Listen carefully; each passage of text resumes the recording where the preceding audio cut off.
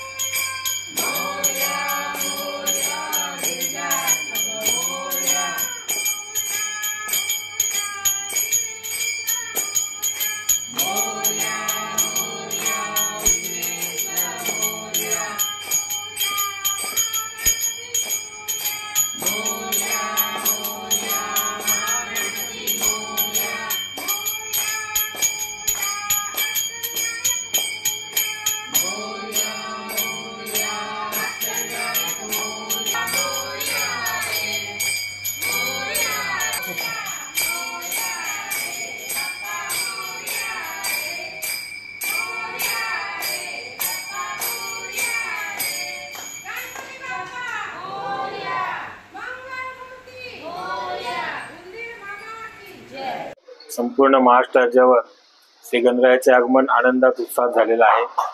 आपल्या भिवंडी शहरात सुद्धा गणेशोत्सव मोठ्या प्रमाणात साजरा करण्यात येत आहे। माझ्या घरी आज 6वा दिवस आहे गणेशाचा। 5 दिवसापासून आम्ही घरामध्ये संपूर्ण वातावरण आनंदमय झालो आहे। हा परिसर आनंदमय झालेला आहे आणि माझ्या घरच्या गणपतीचं आज विसर्जन होणार आहे। तर संपूर्ण भिवंडी शहरवासियांना आणि संपूर्ण आमच्या कामतवासियांना या गणेश उत्सवाच्या निमित्ताने शुभेच्छा देईन आणि गणरायाला प्रार्थना करेन की संपूर्ण हा परिसर, संपूर्ण भिवंडी शहर हा चांगल्या आरोग्याने आणि सर्व ज्या भिवंडी शहरातील समस्या असतील त्या सोडवून आपलं विसर्जन व्हावं असं मला वाटते. कारण भिवंडी शहरात अनेक प्रकारच्या समस्या आहेत, अनेक प्रकारचे प्रश्न आहेत, ते प्रलंबित राहिलेले आहेत. परंतु काही प्रमाणात आम्ही कामतगर परिसरामध्ये माननीय मुख्यमंत्री एकनाथजी शिंदे साहेब यांच्या माध्यमातून रोड, रस्त्यांचे, नाल्यांचे कामं सुरू केलेले आहेत आणि गणरायाला अजून मी प्रार्थना करेन या विभागावर अजून एकदा माननीय मुख्यमंत्री कृपादृष्टी झाली का संपूर्ण परिसर आहे तो सुविधा संपन्न होणार आहे. तर माझी पूर्ण प्रार्थना करेन की आम्हाला अजून एक माननीय मुख्यमंत्र्यांमार्फत एक निधीचा चांगला फंड मिळावा अशी विनंती करेन. असं आहे, पाऊस चालू आहे आणि MMRD मार्फत PWD काम करत आहे. जास्तीत जास्त मी जो निधी आणलेला आहे त्यावर मी जास्तीत जास्त निधीवर लक्ष देऊन गणेश उत्सवापूर्वी आमचा राहुल नगर ते गणपती मंदिर पुढे ताडाली पाईपलाईन पर्यंत जाणार आहे. परंतु हा जो रस्ता आहे तो बनवून आता तुम्ही जाऊन बघू शकता की पूर्ण रस्त्याचं काम झाले, साईडच्या गटरीचं काम बाकी आहे, ते गणेश उत्सवानंतर होईल. परंतु गणपतीच्या आगमनापूर्वी आम्ही जेवढं जास्तीत जास्त करता येईल तेवढं केलेलं, कामतगर गावामध्ये केलेले, ओसवाडवाडीमध्ये कामं चालू आहेत, सर्व ठिकाणी कामं चालू आहेत आणि काही प्रमाणात कामं गणेश उत्सवानंतर सुरू होणार आहेत. कारण ते ज्या रस्त्याला फंड महाराष्ट्र शासनाच्या MMRD मार्फत आलं, माननीय मुख्यमंत्र्यांनी दिलेलं आहे, त्या ठिकाणी महापालिका खर्च करत नाही आहे आणि पाऊस सुद्धा सातत्याने चालू आहे. या रस्त्यांचं बाकी राहिलेलं काम आता गणेश उत्सवानंतर चालू होतील. कारण गणेश उत्सवाच्या मंडळाचे गणपती जाणे येण्याची तात्पुरती टेम्पररी डागडुजी केलेली आहे आणि समस्या भिवंडीतल्या संपणार नाही. परंतु काही प्रमाणात आम्ही एक भाग घेतलेला तर समस्या पूर्ण सोडवण्याचा आम्ही प्रयत्न करणार आहोत. सर्व भिवंडी शहरवासियांना, महाराष्ट्रवासियांना या गणेशोत्सवाच्या शुभेच्छा देतो. भिवंडी शहरातील सर्व नागरिकांचं, माझ्या कामतवासियांचं आरोग्य चांगलं राहावं, त्यांचा उद्योग व्यवसाय चांगला चालावा, त्यांना परमेश्वर चांगली बुद्धी देऊ दे, सर्व त्यांचा आरोग्य सुद्धा चांगलं राहील आणि चांगल्या प्रकारे ते वर्तन करते सगळ्या ठिकाणी. कारण आता महाराष्ट्रामध्ये सगळीकडे तुम्ही बघताय कुठे ऍक्सिडेंट होतोय, कुठे विचित्र घटना घडत आहेत.